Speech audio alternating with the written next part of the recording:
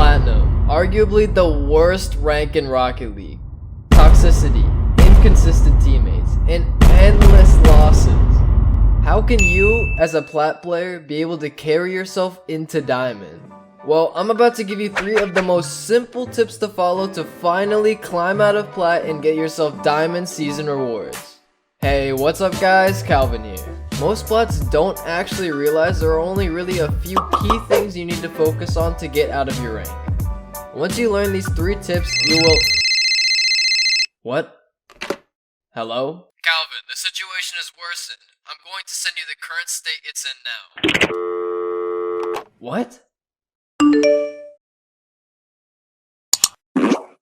No!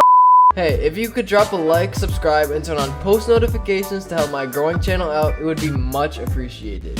Now, let's get into the tips. In Platinum, one huge gap in a lot of players' gameplay is the ability to read the ball on the wall. It can be super hard to try and predict where the ball will land on the wall, as you're at a different position and camera angle than on the ground. However, there are a few easy things you can do to improve at wall play.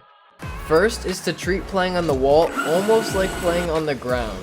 The only thing that really changes is the position you start at. Once you adopt this mindset, you can start improvement much easier. You also need to realize the different lengths you can jump off the wall at. When you tap your jump button, you will notice that your car jumps very slightly off the wall. However, when you hold down your jump button, you will notice that your car jumps very far off the wall. Now, you can see the versatility this provides with your wall play, as you can reach balls further away from the wall and jump into balls very close to the wall. Learning the lengths of your jumps will also massively help your wall play.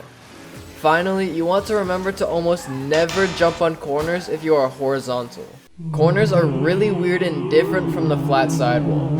For corners, you want to mainly try playing horizontal on the wall and let the ball bounce to you, or play vertical up on the corner.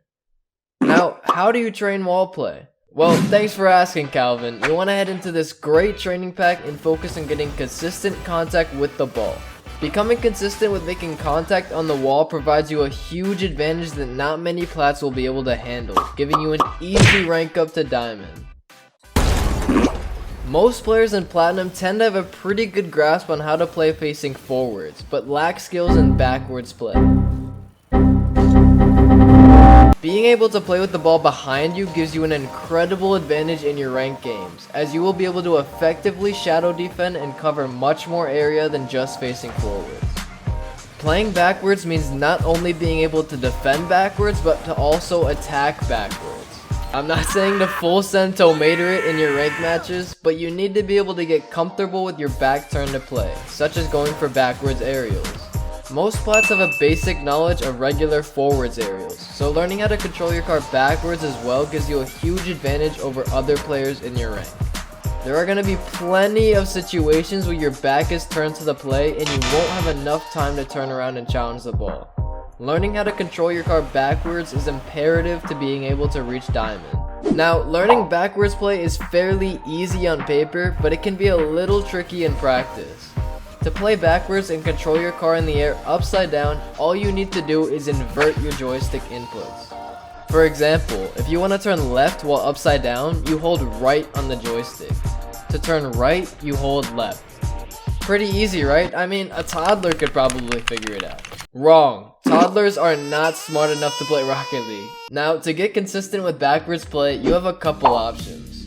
1, you could download this workshop map and try and fly through the rings completely upside down the entire time. 2, you could use this awesome training pack to help you out. I prefer option 1, but for console players and people who don't want to download workshop maps, option 2 works amazing. For this training pack, the first shot is designed to get you comfortable with going up for a backwards aerial, which is done by doing a fast aerial and continuing to tilt back. Shots 2 and 3 are to get you comfortable with controlling your car upside down in the air. Shot 4 is designed to get you familiar with uncomfortable camera angles when going up for the ball, and shot 5 is designed to bring all of your knowledge together. Putting time in either the workshop map or the training pack will allow you to see significant improvement in your backwards aerial control, and it will help you get cracked enough to rank out of plat. Learning and implementing recovery mechanics into your gameplay is one of the easiest and most effective ways to increase your positional awareness and overall speed in the game. Learning this as early as possible will build the necessary foundation for your positioning later on. Plats tend to not really understand how effective some of these recovery mechanics can be, as a lot of it goes unnoticed in higher ranked play. Now, by recovery mechanics, I mean wave dashes, half flips, and power slides. Let's see a few examples where these recovery mechanics would be most effective. In this first example, Risk Sandwich here does a power slide turn instead of doing a half flip, slowing down his recovery. He then proceeds to double commit, but that's besides the point. In this example, TOF Frosty has just gotten bumped. However, he pulls out his trump card, the new Frosty Dash. I'm not really sure what this is, but I'm just gonna assume this was a failed attempt at a wave dash. However, the part I really want to focus on here is the lack of power slide when he lands. He loses a lot of momentum by not using power slide, causing him to have a slower recovery. Finally, in this example, this plat player makes the big brain move of flipping to get boost as the ball is going towards his net. What he could have done instead is wave dash straight to his net, and he would have been easily able to save that goal. Now that we've seen why recovery mechanics can be so useful and where they are effective, how do you train them? For recovery mechanics, you have to head into free play. Go into settings and turn unlimited boost off. This will give you a real in-game experience without being able to hold down boost the entire time. You want to try getting across the map as fast as possible, incorporating as many wave dashes, flips, and power slides as you can. As you train this more consistently, you will notice that you start to use this more and more in-game, and your speed and positioning will vastly improve. Now that I've given you the 3 most simple tips that you will need to rank out of plat, the task now falls onto you to decide what to do with this information. You could either decide, nice, and click off this video without trying any of these, or you could put in the effort to get better at this to reach your wildest dreams of the diamond rank. Hey guys, if you enjoyed this tips video, make sure to like, subscribe, and turn on post notifications for the eternal YouTube algorithm to help me help more people out. Thank you so much for watching. Love y'all.